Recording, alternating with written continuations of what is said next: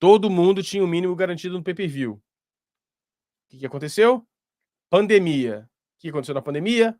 Adianta-se dinheiro.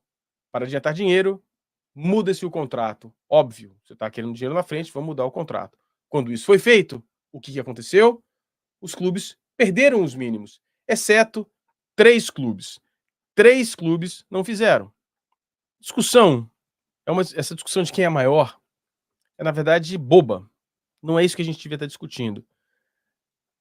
Nem os torcedores, na verdade. A discussão aqui deveria ser o que é melhor para o clube e o que é melhor para o futebol brasileiro.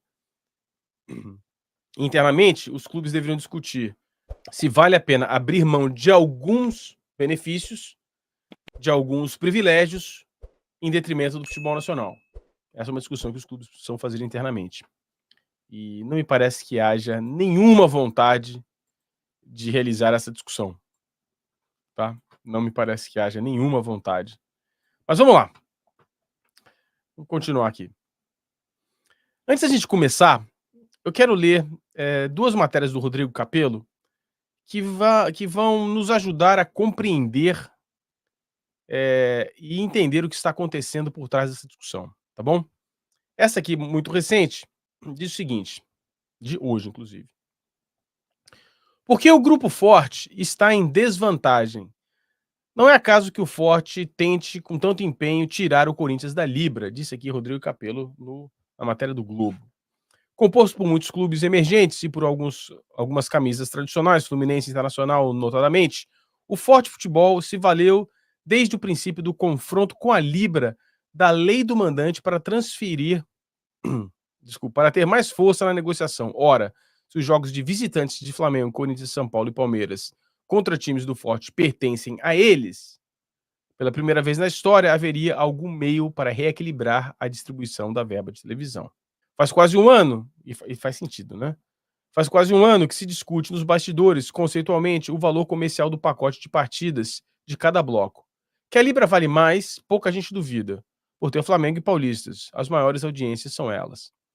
A questão é o quanto mais. Aí o Forte, assessorado, fez vários exercícios com números para mostrar que seus jogos, acrescidos do Grupo União, composto por Cruzeiro, Botafogo e Vasco, valiam quase a mesma coisa. Com jogos de Libra, a Globo tem produtos para colocar nas prateleiras de suas 3 plataformas. 2 jogos por semana para a TV aberta, 2 para a TV fechada, metade do campeonato para o pay-per-view.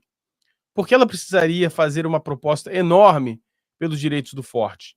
Seria ótimo ter a outra metade do torneio para o pay-per-view, claro, mas a necessidade da emissora já está mais do que parcialmente sanada. O problema é do Grupo Forte. Lembrem-se, galera, a discussão aqui não é uma discussão. Não precisa ser uma discussão para que time você torce, qual é o seu objetivo.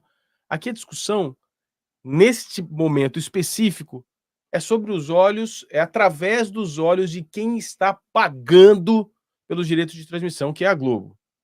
Ou qualquer transmissora, tá? Como a Globo ou qualquer transmissora, obrigado aos 2 contatos que me ajudaram nessa discussão de aprender sobre mídia, venda, comercialização de espaços em mídia, em televisão, etc., rádio, inclusive. Como é que isso funciona? É uma conta de trás para frente. A Globo já tem alguns contratos, inclusive, prontos, esportivos, sabe quanto ela vai gastar na produção desses jogos, sabe a margem que a Globo precisa gerar de lucro e já tem uma boa ideia dos valores dos contratos que ela vai angariar. Então, é uma conta bem simples. Eu vou vender esses espaços de patrocínio para os jogos do Flamengo por R$100, eu vou gastar R$80, ou seja, essa é a quantidade de dinheiro que eu tenho para pagar pelos jogos. Simples assim. É simples assim. A Globo vai arrecadar R$100, a Globo vai gastar R$20, a Globo vai ter R$80, a Globo não vai poder pagar mais do que R$80. Óbvio, vai ter que gastar menos, na verdade, porque R$80 fica sem lucro. É uma conta de trás para frente. As contas são todas de trás para frente. Então, se a Globo se sente confortável falando, tá, cabe, beleza. Por que, então, o Grupo Forte não consegue comercializar para outras empresas?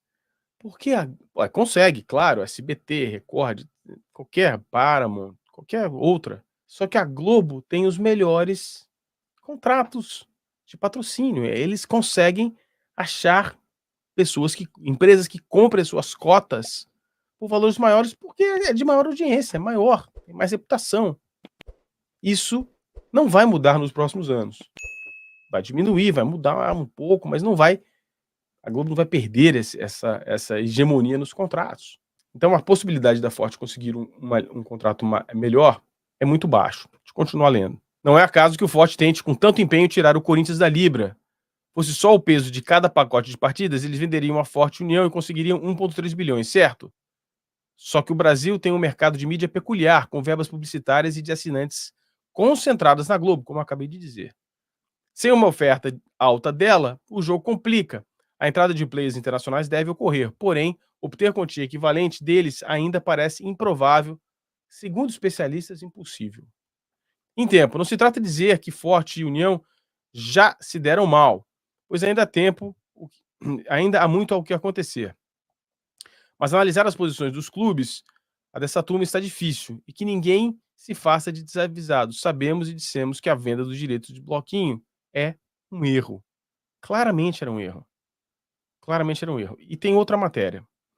Essa aqui vai nos trazer um pouco atrás, porque fala da essência do Grupo Forte, que na origem tem uma essência nobre. Não é para sacanear. É uma percepção de divisão de receitas mais equânime, mais justa, mais equilibrada. A gente vai ver isso mais lá para frente, tá? Deixa eu ler aqui, e para ler eu tenho que tirar. Opa, vou voltar aqui. Vou ler aqui para vocês, tá? Constrangimento toma conta da sala do futebol forte, uma matéria um pouco mais antiga, para puxar Corinthians e Santos para o lado deles. Intermediários fazem promessas que confrontam o que eles mesmos vinham defendendo radicalmente há mais de um ano. Quando a negociação comercial é tratada como guerra ideológica, porque é torcedor de futebol, no fundo são torcedores discutindo, nos bastidores e perante a opinião pública, arrisca-se o constrangimento diante de contradição. É o que ocorre com o condomínio de clubes que une Forte União e Forte Futebol, e Grupo União para puxar Corinthians e Santos para o lado deles na venda de direitos de transmissão do campeonato. Então ele usa a expressão aqui.